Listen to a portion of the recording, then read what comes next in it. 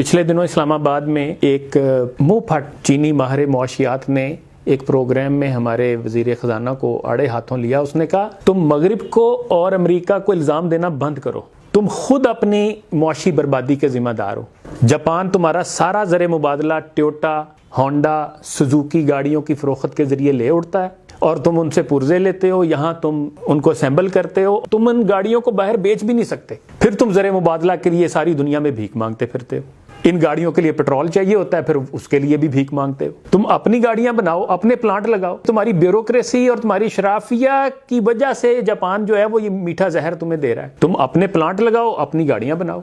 फिर उसने कहा कि तुम ज़राअत को तरक्की दो, तुम सनत को तरक्की दो, तुम एक्सपोर्ट को बढ़ाओ। Where there is will there is way. नीयत साफ, मंजिल आसान। काम करना हो तो 100 रास्ते हैं ना, लेकिन लगता ही है कि हमारी नीयतें साफ नहीं है, काम हम करना ही नहीं चाहते। गौर तलब बात यह है कि वो कौम जो एटम बम बना सकती हो, जो मिसाइल टेक्नोलॉजी बना सकती हो, जो टैंक बना सकती हो, जो जंगी जहाज बना सकती हो, वो मोबाइल फोन नहीं बना सकती, वो गाड़ियां नहीं बना सकती, वो लैपटॉप नहीं बना सकती। उसने कहा चीन को मॉडल मत बनाओ, चीन को कॉपी मत करो, तुम चीन कभी नहीं बन सकते, क्योंकि उसके लिए बड़ी कुर्बानी और सख्त डिसिप्लिन की जरूरत है। फिर उसने कहा तुम मराकश को अपना मॉडल बनाओ, वो दुनिया में तेजी से तरक्की कर रहा है, अपनी सनत को तरक्की देकर, अपनी ज़राअत को मॉडर्न करके, और आज उसकी गाड़ियां जो हैं वो सारी दुनिया में खरीदी जा रही। मैं कहता हूं जो खरी खरी सुना दी उसने। कोई गैरत हो ना, तो मैं तो ये फील कर रहा था कि ये ऐसे ही है जैसे चौक में खड़ा करके जूते मार देना किसी को। अगर हम में गैरत हो तो गैरत है बड़ी चीज, जहाने तगो दो में पहनाती है ये दरवेश को ताजे सरे दारा।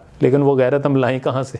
हम गुलाम इब्ने गुलाम इब्ने गुलाम, हमीयत नाम था जिसका गई तैमूर के घर से। ये वाकया पढ़ने के बाद ऐसे मुझे व्हाट्सएप पे आया तो मुझे ना इकबाल के वो अशार याद आ रहे थे। तुर्क हलाले अहमर का एक वफद जो है वो आया लाहौर में। अशार से पता ये चलता है कि मौलवी साहब ने ना लंबी नमाज पढ़ा दी। तो इस पे जो है ना इकबाल ने अशार कहे, उसका नाम है गुलामों की नमाज। असल बात तो यही है कि हम अभी तक गुलामी से नहीं निकले भाई, हम अपने फैसले खुद करते नहीं है। तो वो अशार ये है, वो कहता है कहा मुजाहिदे तुर्की ने मुझसे बादे नमाज, तवील सजदा है क्यों इस कदर तुम्हारे इमाम। ये बड़े लंबे लंबे सजदे करते हो यार, तुम्हें और कोई काम नहीं है। तो फिर इकबाल कहते हैं वो सादा मर्दे मुजाहिद, वो मोमने आजाद, मैं यहाँ कहूंगा वो सादा चीनी जवान, वो बंदा है आजाद, खबर न थी उसे क्या चीज है नमाजे गुलाम। उसे क्या पता गुलामों की नमाज क्या होती। देखें तुर्क भी कभी गुलाम नहीं रहे ना, और आज भी आप उनके ट्रेट्स देखें, आपको लगता है। मैं गया हूं, मैं कहता हूं मैंने जो पहली चीज फील की वो ये थी कि यार ये कौम वाकई इसकी खुदी है। यानी हफ्ते में मुझे बड़ा मुश्किल से बंदा एक मिला होगा जो अंग्रेजी का एक जुमला जानता हो। कहा मुजाहिदे तुर्की ने मुझसे बादे नमाज, तवील सजदा है क्यों इस कदर तुम्हारे इमाम,